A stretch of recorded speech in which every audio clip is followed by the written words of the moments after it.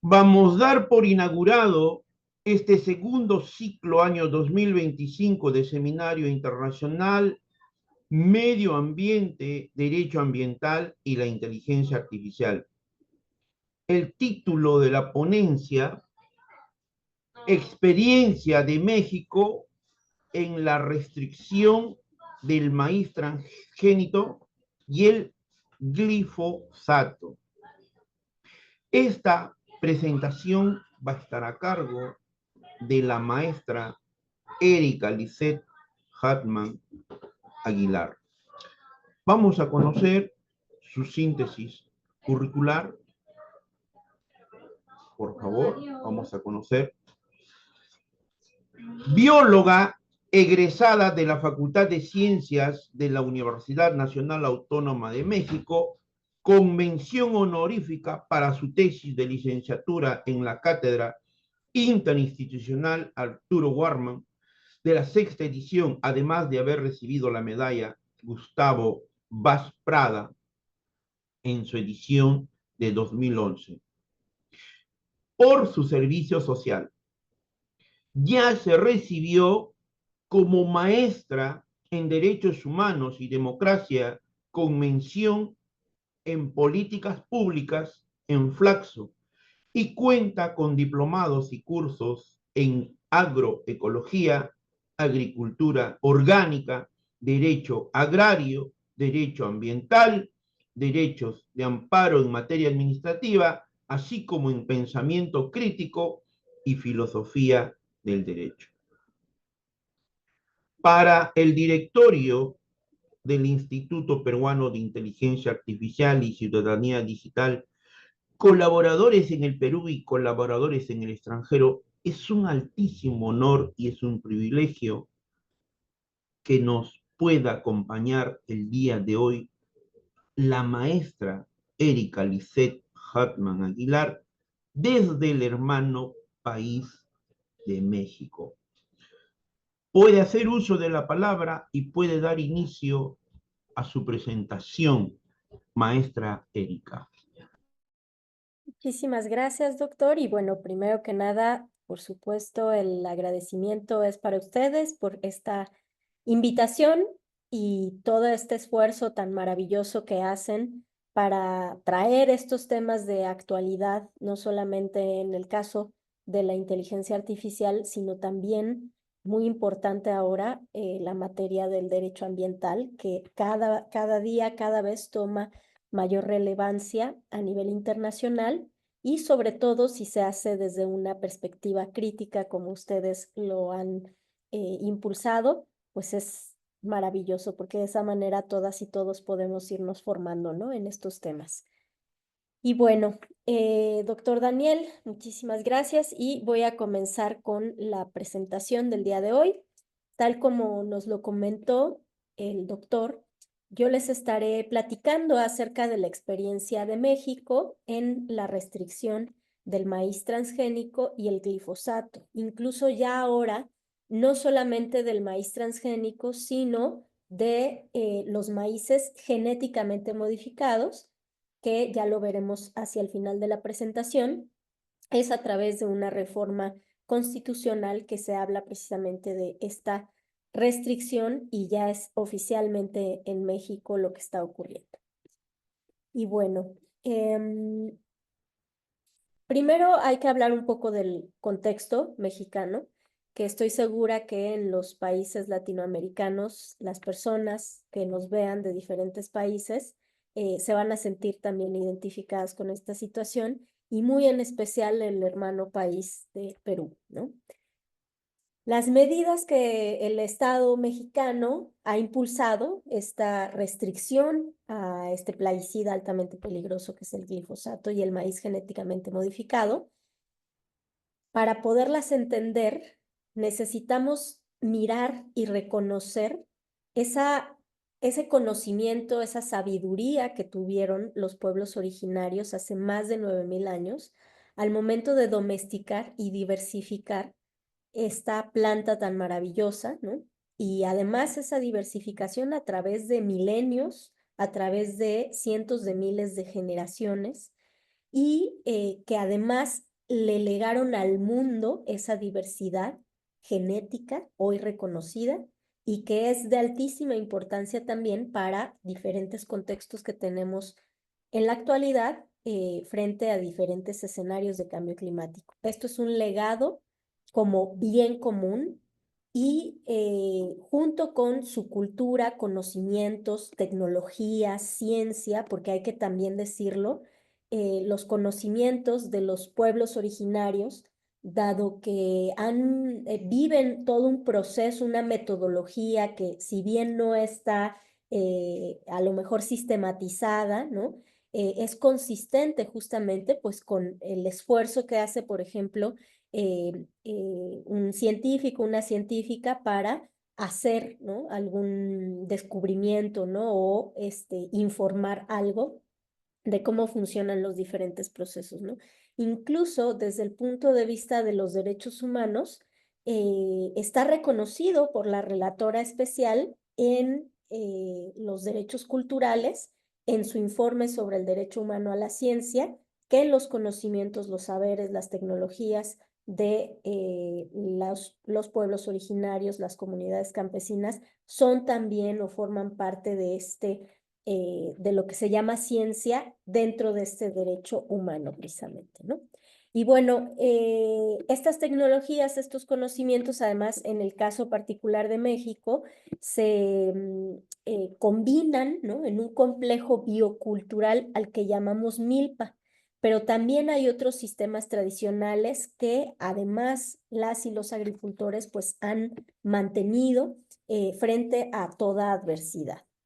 Esto precisamente es lo que en el fondo ha gestado o lo que gestó en su momento el movimiento de defensa del maíz nativo, pero también hablamos de sistemas libres de agrotóxicos, la alimentación saludable y todo eso asociado precisamente a esta planta a nivel nacional e internacional.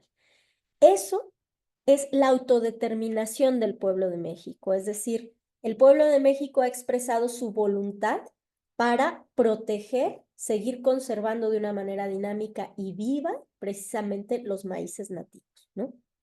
Y junto con eso, el respetar, ¿no? los sistemas libres de agrotóxicos y tener cada vez más sistemas libres de agrotóxicos. Entonces, es a partir de esa autodeterminación manifestada, ¿no?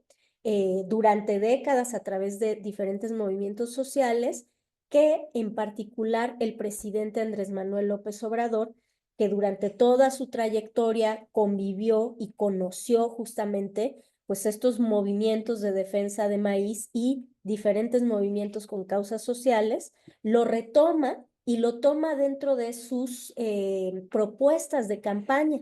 Y ese proyecto que fue votado por 30 millones de personas se llevó, llevó justamente a que el presidente López Obrador estuviera en el gobierno de México los seis años pasados. Y lo mismo en el caso de la presidenta Claudia Sheinbaum, que ha mantenido precisamente esa voluntad del pueblo de México que en su autodeterminación, con todos estos elementos, lo que ha dicho es no a el maíz transgénico. Y es por eso que debemos de entender los actos de México, los decretos presidenciales y ahora la reforma constitucional como un acto de soberanía, soberanía nacional, pero en el ámbito alimentario, porque eso es la soberanía, es atender la voluntad de un pueblo y a través del gobierno hacer acciones que permitan que esa voluntad pueda cumplirse, ¿no? Eso es muy, muy importante y es una cuestión muy, es primordial, ¿no? En el derecho, me parece. Y bueno, en cuanto a las bases jurídicas, ¿no? Los decretos presidenciales, muy importante referir que cada una de las acciones que planteaban entre la restricción a la siembra de maíces transgénicos, pero también la restricción a la importación de maíces transgénicos para consumo humano, así como el avance en la sustitución gradual del maíz transgénico para consumo animal, y toda una serie de acciones que deben de llevar a cabo las instancias de la Administración Pública Federal para restringir el glifosato. Entonces había restricción al maíz transgénico en la siembra y también en el consumo y la restricción a las importaciones y el uso del glifosato. Pero todo eso, los decretos decían claramente de conformidad con la normativa aplicable. ¿Y cuál es esa normativa? Primero que nada, por supuesto, la Constitución Política Mexicana, y en el caso de México están también reconocidos dentro de la Constitución los tratados internacionales en materia de derechos humanos de los que México es parte, que junto con la Constitución, esto está por encima de cualquier otro tratado internacional, dígase comercial, dígase ambiental o de cualquier otro tipo, y por supuesto la normativa derivada. Tenemos también una serie de leyes federales y generales, como la Ley General de Bioseguridad de Organismos Genéticamente Modificados, la Ley General de Equilibrio Ecológico y Protección al Ambiente, la Ley General de Salud. Y en cuanto al derecho internacional, por supuesto, el Tratado de Viena de 1969. En cuanto al derecho comercial internacional, tenemos el tratado entre México, Estados Unidos y Canadá, el Acuerdo de Medidas Sanitarias y Fitosanitarias de la Organización Mundial del Comercio, el Códex Alimentarius y otros. Dentro del derecho ambiental internacional, el Convenio de la Diversidad Biológica, el Protocolo de Cartagena sobre Seguridad de la Biotecnología y otros tratados, y el derecho internacional de los derechos humanos, por supuesto, entre ellos, muy en especial, el Pacto Internacional de Derechos Económicos, Sociales y Culturales, y ahora también ambientales, la Convención Americana, el Pacto de San Salvador y otros. Entonces, es en realidad un decreto con unas bases jurídicas bastante robustas. Y luego, particularmente en el ámbito de los derechos humanos, los derechos, porque estos decretos presidenciales son ante todo instrumentos para la protección de derechos humanos. Esa es su esencia. ¿Y cuáles son los derechos humanos que primordialmente se garantizan a través de este instrumento al momento de restringir el maíz transgénico y el glifosato? Primero, el derecho a una vida digna. Este es muy importante porque además está dentro del Pacto Internacional de Derechos Civiles y Políticos, que es el único pacto que los Estados Unidos han firmado y que se supone que deben de cumplir. Y también otros derechos como el derecho a la alimentación sana, nutritiva, suficiente, de calidad, culturalmente adecuada, el acceso al agua potable, el derecho a la salud, el derecho a un medio ambiente sano, limpio y sostenible, y además una serie de derechos de población históricamente vulnerable, que son los que principalmente reciben los impactos asociados justamente a estos desarrollos tecnocientíficos que son los maíces transgénicos y plaguicidas altamente peligrosos como el glifosato. Esto es la niñez, ¿no? Y la adolescencia, las infancias, los campesinos y otras personas que trabajan en el campo y los pueblos y comunidades indígenas y afrodescendientes, además de lo que ya mencioné del derecho ambiental y el derecho comercial. Y muy importante, como base jurídica, como piedra angular, el principio precautorio, que es justamente que con el fin de proteger el medio ambiente, y luego ya también en el principio precautorio se ha agregado el elemento de la salud, los estados deben de aplicar ampliamente el criterio de precaución conforme a sus capacidades. Cuando haya peligro de daño grave o irreversible, la falta de certeza científica absoluta no deberá utilizarse como razón para postergar la adopción de medidas eficaces en función de los costos para impedir la degradación del ambiente y la salud. O sea, es un principio que frente a un peligro de daño grave o irreversible, hay que actuar con independencia de que haya consenso o certeza científica. Esto es algo esencial porque está reconocido de esta manera en el derecho internacional de los derechos humanos y en el derecho ambiental internacional. a diferencia de el derecho comercial internacional, en donde se tergiversa el principio precautorio y se le supedita a la certeza científica. Sin embargo, en el derecho ambiental están reconocidos dos principios diferentes, la precaución y la prevención. Cuando yo tengo ya un consenso científico de que algo causa daño, que algo causa daño, por ejemplo, el tabaco, ¿no? Especialmente los cigarros con estos químicos de estas empresas, que durante años se negó que había daños, ¿no? A la salud. En aquel entonces no había certeza científica. Pero hoy en día ya hay certeza científica al respecto y entonces lo que aplicamos es la prevención.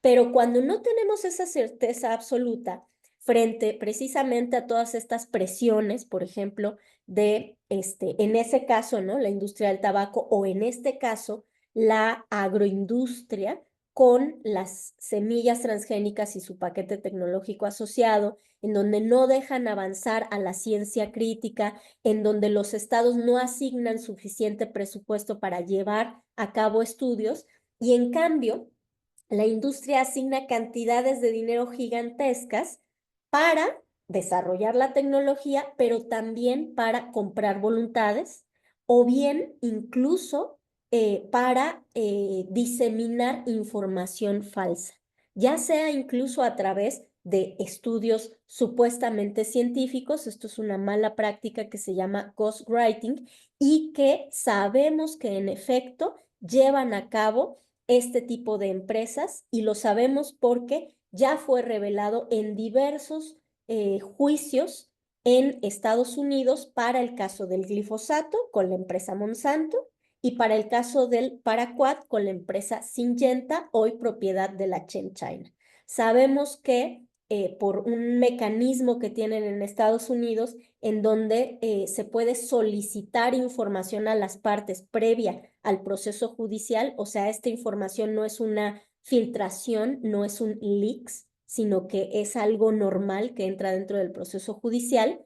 Se revelaron documentos internos de estas empresas en donde se demostró precisamente que hacen esta mala práctica que se llama ghostwriting, que es redactar un artículo científico o bien orientar su resultado y que ese artículo lo publique una persona investigadora, un científico, una científica de alguna universidad. Puede ser una universidad pública o puede ser una universidad privada.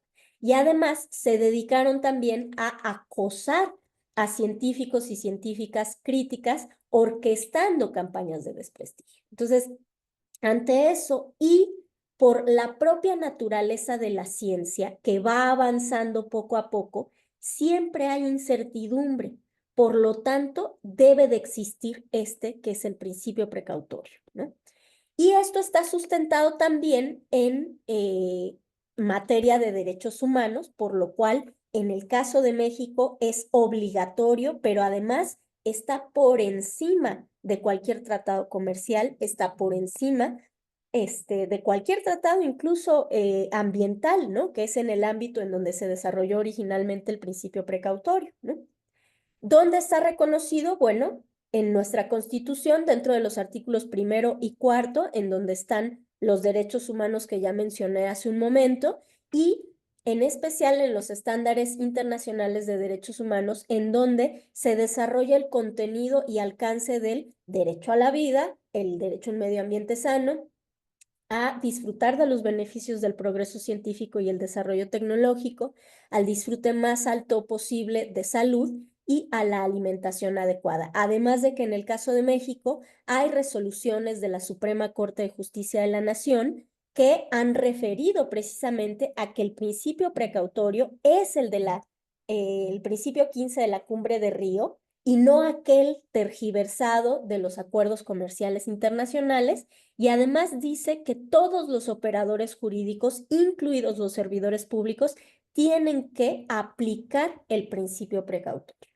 Y tiene también la Suprema Corte de Justicia de la Nación otra resolución en donde indica justamente la diferencia entre prevención y precaución. Entonces se reafirma, ¿no? lo que acabo de mencionar. Por supuesto, también el decreto presidencial tiene una serie de bases científicas que no sé muy bien el público exactamente al que está atendiendo, ¿no? Esta charla quizá son un poquito más abogados, quizás son un poquito más de ciencias de la computación, o quizá hay por ahí algún biólogo o biotecnólogo. Entonces voy a tratar de explicar esto de tal manera que puedan ustedes también mirar cómo tiene así como tiene bases jurídicas sólidas los decretos presidenciales y las acciones de México, también tiene bases científicas sólidas, ¿no? Primero hay que hablar de que las técnicas de transgénesis son altamente imprecisas e ineficaces. Son principalmente dos, que es la biolística y una infección a través de una bacteria que se llama Agrobacterium tumefaciens, ¿no? Ambas son imprecisas en el sentido de que no se puede predecir cuando se inserta un transgen dentro de un organismo vivo, en este caso una planta, por ejemplo, de maíz o cualquier otra planta. En el caso de la biolística, por ejemplo, se hace un disparo, llega este disparo, a las células y se inserta en diferentes partes del material genético de la planta ese transgen. No pueden controlar en dónde se va a insertar y no pueden controlar cuántos transgenes se van a insertar. Entonces, ustedes imagínense. Y también en el caso de la infección por la bacteria, esta es una bacteria que normalmente infecta plantas y lo que se hace es que se le inserta un plásmido atenuado y que además tiene estos transgenes, y esta bacteria infecta a la planta. Ese ADN de la bacteria que tiene el plásmido llega hasta el ADN de la planta y otra vez no se puede predecir en dónde va a llegar. Entonces, ustedes imagínense una maquinaria tan sofisticada como la maquinaria genética, que nosotros estemos ahí insertando una serie de genes adicionales, pues todo esto provoca expresiones no deseadas. Acuérdense que el genotipo deriva en expresiones físicas, ¿no? O químicas, metabólicas, que es el fenotipo justamente, y el hecho de hacer estos reordenamientos, estos reacomodos, estas inserciones, incluso a veces de lesiones, hace que haya expresiones no deseadas. Cuando la industria aseguraba que esta tecnología era precisa y que además solo modificaban un gen que derivaba en la expresión de una proteína en particular. Hoy sabemos que esto, que le podemos llamar una reducción del dogma central de la biología molecular, en los seres vivos no se cumple, porque un solo gen puede combinarse en una maquinaria genética con otros genes para hacer diferentes expresiones a nivel metabólico, o bien la ausencia de un gen puede provocar diferentes expresiones a nivel también metabólico. Y en el caso de los transgénicos no se hacen estudios para saber si, aparte de expresar la característica que se quiere que expresen, por ejemplo, tolerancia al herbicida glifosato, están expresando otras cosas a nivel de las proteínas, a nivel de el metabolismo y por supuesto también lo que esto puede implicar a nivel ecológico. No se revisa, pero hay científicos y científicas que han hecho estudios a base de unas técnicas que les llaman oómicas, la proteómica, la metabolómica, en donde justamente hacen un mapeo de todo lo que se altera a partir de que se creó ese transgen. Por ejemplo, este cuadro que ustedes ven aquí son diferentes estudios, es un mapa de calor, en donde hay diferentes estudios que indican cómo el cambio en este grupo de aquí, por ejemplo, es un cambio en el que se inserta un gen que permite que esas plantas, en este caso aquí tenemos el maíz, la soya y el arroz, sean tolerantes al herbicida glifosato. pero no solamente se vuelven tolerantes al herbicida glifosato, sino que vemos que el mayor cambio en este mapa de calor que hicieron azul, el metabolismo de los carbohidratos también se ve alterado y algunos otros, por ejemplo, el metabolismo de los aminoácidos, que son justamente las que conforman las proteínas. Luego, los mayores cambios los tenemos concentrados aquí, fíjense. Este es otro tipo de modificación genética en donde se inserta un gen, bueno, ya sabemos ahora que una serie de genes, que lo que se busca que exprese es la generación de unas protoxinas insecticidas que se llaman proteínas CRI. Esas proteínas vienen de una bacteria que tiene una acción insecticida natural y lo que se hace es que los genes de esa bacteria se insertan en diferentes plantas. Aquí tenemos estudios en plantas de maíz, ya sea en las hojas o en las semillas. Tenemos en plantas de arroz, por ejemplo, ¿no? Y luego tenemos, bueno, antes de pasar a eso, por supuesto, vemos que la mayor concentración también de los cambios que no estaban previstos son en el metabolismo de los carbohidratos, también, por ejemplo, en el procesamiento de la información genética. Imagínense que la planta ve alterado su procesamiento de la información genética, el metabolismo de los aminoácidos nuevamente, el metabolismo de los lípidos, el metabolismo energético. Entonces, con esto podemos ver que en efecto es una técnica bastante imprecisa y que genera una serie de modificaciones no deseadas. Este es otro conjunto de transgénicos en donde insertan un gen para hacerles tolerantes al herbicida glufosinato. Luego aquí tenemos otro estudio en donde se muestra justamente, particularmente en un evento transgénico, este no lo hicieron, el anterior es una revisión de la literatura científica de todos los estudios oómicos que se han hecho en transgénicos. En este caso es un estudio oómico en el evento de maíz transgénico más comercializado a nivel internacional, o uno de los dos más comercializados, que es el NK603, que es precisamente tolerante al herbicida glifosato y es de lo que más se vende y se cultiva a nivel internacional, ya ahora incluso con algunos eventos apilados, de tal manera que pueda tener varias características. Se decía que el único cambio era que el maíz, digamos, convencional, de donde vino este maíz transgénico, el maíz convencional, no expresa la tolerancia al glifosato y el maíz genéticamente modificado, lo único que hace en la transgénesis es que hace que exprese que sea tolerante al herbicida glifosato. Pero aquí vemos en realidad todo un conjunto de otras moléculas que se detectó dentro del metabolismo de la planta transgénica que se cambiaron y particularmente se detectó que esa planta transgénica produce más de dos enzimas, una se llama putrescina y una se llama cadaverina, que dependiendo del contexto y de la cantidad que hay en el organismo, pueden generar estrés oxidativo o inhibirlo. Y a su vez, el estrés oxidativo, todo este metabolismo celular, está vinculado con el desarrollo de diferentes enfermedades como por ejemplo el cáncer justamente. Y estos estudios echan por tierra la llamada equivalencia sustancial, que es un invento que hizo esta agroindustria dentro del derecho justamente en la OCDE.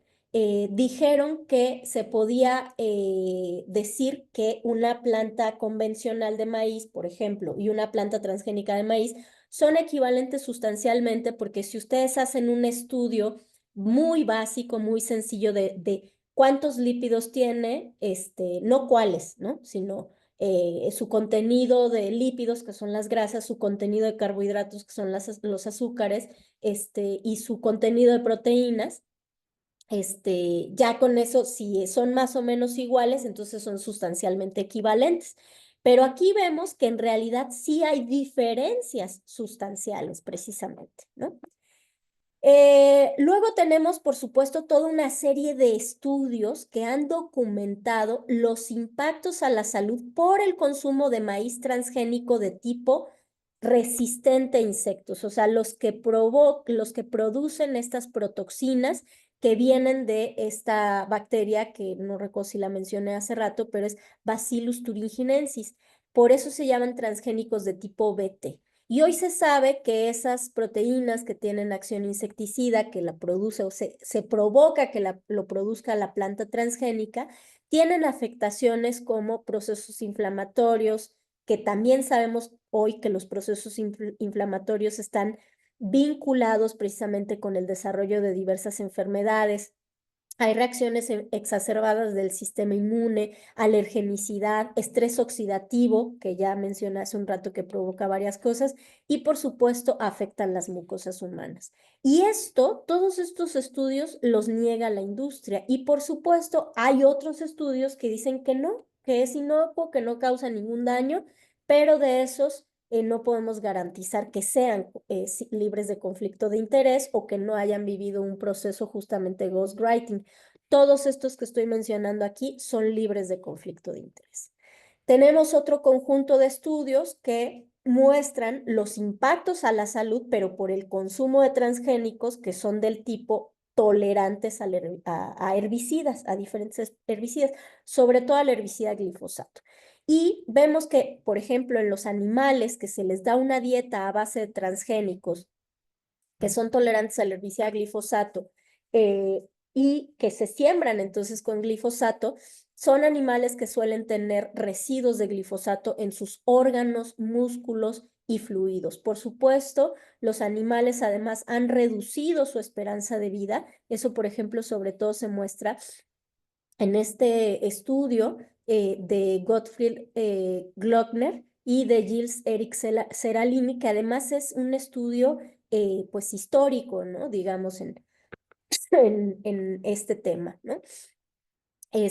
También se ha detectado que el consumo de estos transgénicos, transgénicos de tipo HT, producen alteraciones en varios sistemas y órganos, especialmente, por supuesto, pues en el sistema digestivo, la bioquímica del hígado y los riñones, pero también han incrementado, decía que reducen la esperanza de vida de los animales, han aumentado la mortalidad y están relacionados con el desarrollo de tumores, cáncer, baja fertilidad y disminución de la capacidad de aprendizaje. Incluso tenemos estudios, miren de la doctora Judy Carman, que es un estudio a largo plazo. La industria en general, para presentar una solicitud para que les autoricen un transgénico, tiene que presentar una serie de estudios. Esos estudios son estudios de 90 días, no son estudios a largo plazo. Y a su vez las instancias regulatorias, muchas veces para hacer la evaluación de riesgo, solamente toman en cuenta los estudios de la industria y no toman en cuenta toda la evidencia científica o se ponen a investigar qué otros estudios científicos hay a este respecto, ¿no? Todo esto nos permite asegurar que no hay un consenso científico sobre la seguridad en el consumo de OGMs. Imagínense que después de 30 años de consumir transgénicos en diferentes países del mundo, que no en todo el mundo, no podemos saber si son seguros. Y sin embargo, se han esforzado la agroindustria por distribuirlos por todos lados y ellos sí aseguran que hay un consenso científico sobre su seguridad. Eso es completamente falso. Aquí tenemos dos estudios que precisamente demuestran esta situación. Ya me voy a ir un poco más rápido. Em, otra cuestión muy importante. Hasta ahorita solamente he mencionado, si se dan cuenta, el tema de la modificación genética, del consumo del transgénico en sí. Pero además, dado que estos están modificados para ser tolerantes a herbicidas, que son en realidad plaguicidas altamente peligrosos, por supuesto que eso se hace porque es un modelo de negocio para que se pueda vender la semilla junto con este paquete tecnológico asociado que consiste, entre otras cosas, en venderte el plaguicida altamente peligroso. Estos son los más comunes en los transgénicos, que es glufosinato, glifosato, glufosinato de amonio, 2,4-D y dicamba. Hay evidencia científica de afectaciones de estos cuatro, hay evidencia científica de cáncer de diferentes tipos y luego, por supuesto, también diferentes estudios en otros órganos y sistemas, ¿no? Datos curiosos, por ejemplo, del 2,4-D, si recuerdan, el agente naranja, que es un herbicida sumamente tóxico, altamente peligroso, que utilizó Estados Unidos en la guerra, el 50% de la fórmula del agente naranja es el 2,4-D precisamente, ¿no? Pero para poderlo seguir comercializando, en vez de comercializarlo con la fórmula del agente naranja, que ya está prohibida, se comercializa nada más con este principio activo. Y luego en el caso de dicamba, ya incluso está prohibido en Estados Unidos, ¿no? En México todavía no se ha prohibido. Tenemos otros, como paraquat y atracina, que se utilizan en el modelo agroindustrial y también insecticidas como fipronil y clorpirifos, ¿no? ¿Por qué insistimos? ¿Por qué hacemos tanto énfasis en el glifosato? Pues porque es la molécula sintética herbicida más utilizada en el planeta.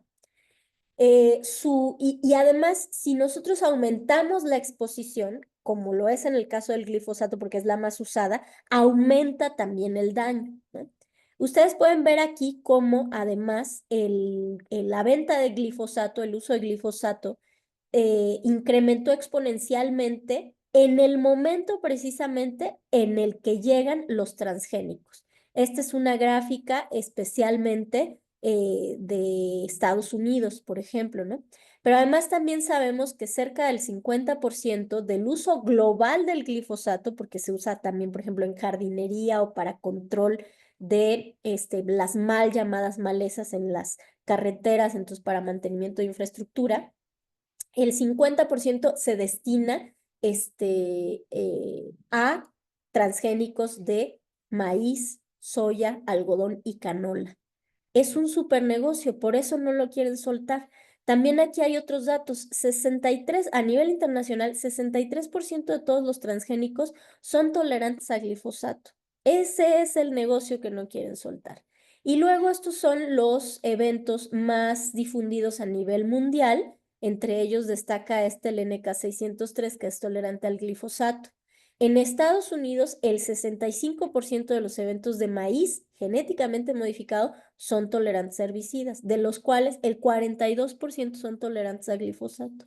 En México, 50% de los eventos de organismos genéticamente modificados en general, no solo de maíz, en general, 50% de ellos son de maíz transgénico, de los autorizados para la importación.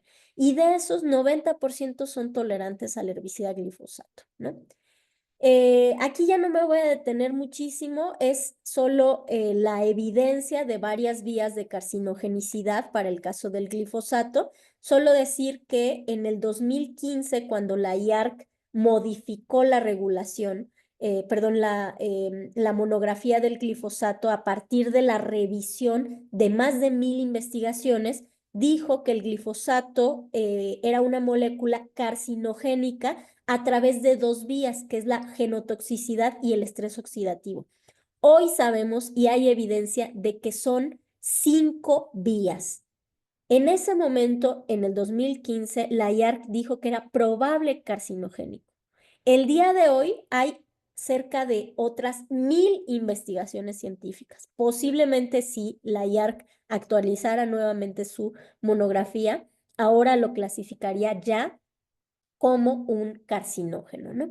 Y pues aquí nada más mencionar que hay una encuesta en Estados Unidos, una encuesta nacional de salud de un organismo gubernamental en donde se reveló que el 80% de la población de Estados Unidos, no solo del campo, sino de la ciudad, de toda la población de Estados Unidos, el 80% tiene glifosato en la orina. Muy importante también, los transgénicos están vinculados con la industria de la comida, en México le decimos chatarra, de los alimentos ultraprocesados, porque a partir de los transgénicos se extraen diferentes ingredientes y sabemos que esta alimentación pues es de pésima calidad. Y en especial en diciembre del 2023, la Academia Americana de Pediatría publicó un reporte clínico en donde justamente indicaron la relación estrecha entre el glifosato y los OGMs, alertaron sobre las cantidades del herbicida en muchos alimentos como residuos en Estados Unidos y pusieron de manifiesto precisamente que esa tecnología ha estado enfocada en aspectos del rendimiento, no en la calidad nutricional. Entonces es falso que están hechos en realidad para alimentar, son simplemente cultivos para servir como mercancías, es un negocio. Luego, también mencionar, porque Estados Unidos, por ejemplo, en el panel, repetía mucho que en todo el mundo se sembraba maíz transgénico. Y eso es completamente falso. Eh, de los 195 países reconocidos internacionalmente, el 85% no siembran transgénicos, ¿no? Otro dato, cerca del 80% de los países del mundo no importan transgénicos para ningún uso, ¿no? Entonces es falso que en todo mundo esté consumiendo esto o que la vida, la alimentación dependa de los transgénicos. Eso es completamente falso, ¿no? También es falso que los maíces genéticamente modificados tengan mejores rendimientos que los convencionales. Por ejemplo, es un estudio entre 1961 y el 2009 y compararon dos tipos de agricultura que son equiparables, digamos, ¿no? Que es la agricultura de Europa del Este y la agricultura de Estados Unidos. Y aquí se ve, estos son los rendimientos justamente de los cultivos y se vio que los rendimientos de los cultivos transgénicos, que son los de Estados Unidos, versus los rendimientos de los cultivos convencionales, que son los que se siembran en Europa del Este, son los mismos. Igual en el caso de el Departamento de Agricultura de Estados Unidos, ellos mismos dijeron que realmente no incrementa sustancialmente el rendimiento. Entonces eso es un mito, ¿no? Y entonces, si los transgénicos no alimentan al mundo, ¿quién alimenta al mundo? Bueno, lo alimentan los agricultores de pequeña y mediana escala, que son los responsables de la agricultura familiar. Esto que ustedes ven aquí son los datos de la FAO. Esto de acá son los datos de la agroindustria, porque también dicen como que los transgénicos benefician a millones de familias. Pero si nosotros comparamos estas cifras con todas las personas que se dedican a la producción agrícola primaria, en realidad es ínfima los beneficiados por este modelo transgénico. Y además, muy importante, el ejercicio del derecho a la alimentación no está vinculado con transgénicos. De hecho, los transgénicos está reconocido en informes de relatores especiales del derecho a la alimentación, no están diseñados para alimentar a los humanos en forma adecuada y además tienen residuos de plaguicidas. Y un residuo contaminado con residuos de, un alimento contaminado con residuos de plaguicidas no contribuye al ejercicio del derecho humano a la alimentación. Entonces, ustedes imagínense que teníamos todas estas bases científicas y jurídicas, se publican los decretos presidenciales y, por supuesto, la industria reacciona. Primero tuvimos retos jurídicos a nivel nacional e internacional ante la promulgación, en donde tuvimos diversos juicios y, por supuesto, el caso de la controversia en el tratado entre México, Estados Unidos y Canadá. Retos sociales también a favor y en contra, porque la agroindustria y sus socios comerciales en México pasaron el sombrero, por ejemplo, para difundir, hacer toda una campaña para difundir mentiras diciendo que la economía de México iba a colapsar, que nos íbamos a morir de hambre, que los transgénicos son inocuos, que no causa daño, que el glifosato es inocuo y demás, ¿no? Y por supuesto, retos administrativos y políticos ante la implementación del decreto. Miren, tuvimos 29 juicios de amparo en contra del primer decreto que se publicó el 31 de diciembre del 2020, de los cuales la mayoría se sobreseyeron porque las empresas, por supuesto, no tenían razón en cuanto a la forma, pero además también hubo 3 resoluciones con razonamientos de fondo, en donde los jueces señalaron que efectivamente los decretos protegían derechos humanos, se manifestaron a favor de la aplicación del principio precautorio y además no se compraron el argumento de las empresas que decían que el glifosato era inocuo. Por el contrario, dijeron que este argumento, ¿no? Era una afirmación dogmática y sin sustento. Entonces, ellos que dicen que decir que el glifosato hace daño es un asunto ideológico, están mintiendo. Por el contrario, la afirmación de que el glifosato no es nocivo para la salud es una afirmación dogmática y sin sustento. Y además tuvimos un gran triunfo que la empresa Monsanto se desistió, no pudo con todos los argumentos que se presentaron, porque se presentaron cerca de 250 pruebas en este primer conjunto de juicios, entre cuestiones científicas y cuestiones jurídicas. Y luego, cuando se publica el segundo decreto, el 13 de febrero del 2023, fíjense, ya muchas empresas no se animaron a volver a demandar, ya solamente tuvimos 5 juicios de amparo, de los cuales 3 están sobreseídos y 2 están activos actualmente, de los cuales destaca también otra vez el caso de Monsanto. Pero en este caso incluso ofrecimos todavía más pruebas, casi el doble de pruebas, 450, ¿no?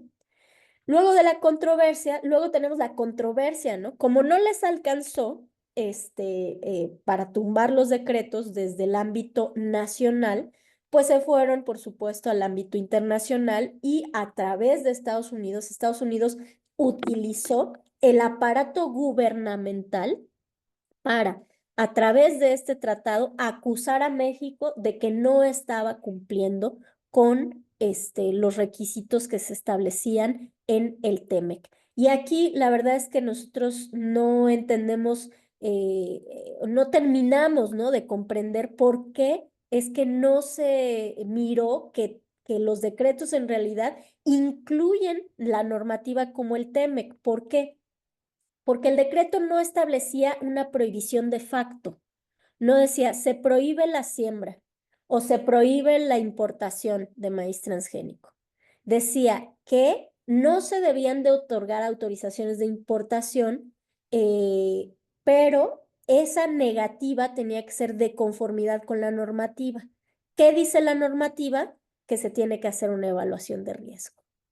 Y luego el panel lo que resuelve es México tiene que hacer una evaluación de riesgo adecuada, pero el decreto ya lo establecía, ¿no? Aún así, bueno, el panel resolvió a favor de Estados Unidos el 20 de diciembre del 2024. Por supuesto, además, México presentó toda una serie de argumentos jurídicos y argumentos científicos. Estados Unidos no presentó un solo argumento científico, uno solo no presentó. Sí presentó varias falacias, por supuesto. Y bueno, los panelistas en realidad no se manifestaron sobre el tema científico, porque esto es otro mito que están tratando de diseminar, que México perdió el panel y que ya se demostró que el maíz se demostró científicamente que el maíz transgénico no causa daño. Eso es falso. Los panelistas no se manifestaron sobre la evidencia científica de México.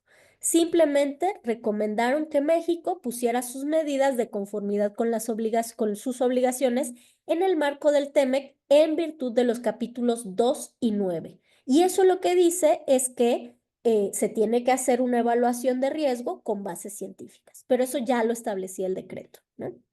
Y bueno, México se comprometió a cumplir con este fallo, con este panel, pero aquí no se acaba la historia, ya esta es la última diapositiva. Acaba de ser aprobada y publicada hace unos 3 días esta reforma constitucional que lo que dice es el Estado, Bueno, claro, está dentro del párrafo de el derecho a la alimentación nutritiva suficiente y de calidad. Esto es muy importante, porque esto no es nada más dentro del derecho a un medio ambiente sano, ¿no? Es el derecho a la alimentación lo que se está protegiendo, ¿no? Y dice, esto se agregó, México es centro de origen y diversidad del maíz, que es un elemento de identidad nacional, alimento básico del pueblo de México y base de la existencia de los pueblos indígenas y afromexicanos. Su cultivo en el territorio nacional debe ser libre de modificaciones genéticas, producidas con técnicas que superen las barreras naturales de la reproducción o la recombinación, como las transgénicas. Ojo, no solamente se restringió la siembra de maíz transgénico, sino de maíz genéticamente modificado que abarca, por ejemplo, los nuevos OGMs, que son los editados genómicamente, que se producen a través de la biología sintética, ¿no? Eh, Todo otro uso del maíz genéticamente modificado debe ser evaluado en los términos de las disposiciones legales para quedar libre de amenazas para la bioseguridad, la salud y el patrimonio biocultural de México y su población. Además, esto también es muy importante, debe priorizarse la protección de la biodiversidad, la soberanía alimentaria. Por primera vez en nuestra Constitución se inserta este concepto tan importante y que viene también de luchas, sobre todo de luchas campesinas, su manejo agroecológico, promoviendo la investigación científica, humanística, la innovación y los conocimientos tradicionales. Y bueno, claro, también se menciona en el artículo 27, se reitera esto y se habla pues de cultivos tradicionales con semillas nativas, en especial el sistema MILPA para el óptimo uso de la tierra libre de cultivos genéticamente modificados. Y pues básicamente eso es lo que yo quería compartirles el día de hoy. Les agradezco muchísimo por la escucha y pues espero que este tema haya sido interesante para ustedes. Estoy a la orden y atenta para cualquier duda, comentario o retroalimentación. Muchas gracias. Muchas gracias, maestra Erika Litzet Hartman Aguilar. Vamos a dar por clausurado este segundo ciclo año 2025, seminario internacional que tuvo como título Medio Ambiente, Derecho Ambiental y la Inteligencia Artificial. El título de la ponencia, Experiencia de México en la restricción del maíz transgénico y el glifosato. Esta ponencia estuvo a cargo de la maestra Erika Litzet Hartman Aguilar. Para el directorio del Instituto Peruano de Inteligencia Artificial y Ciudadanía Digital, colaboradores en el Perú y colaboradores en el extranjero, es un enorme placer haber contado con su participación. Un saludo a la distancia desde acá de Lima, Perú, y un abrazo muy fuerte. Muchas gracias, maestra Erika Litzet Hartman Aguilar. Muchísimas gracias a usted, doctor. Que tengan una muy buena noche. Gracias a todos y todas.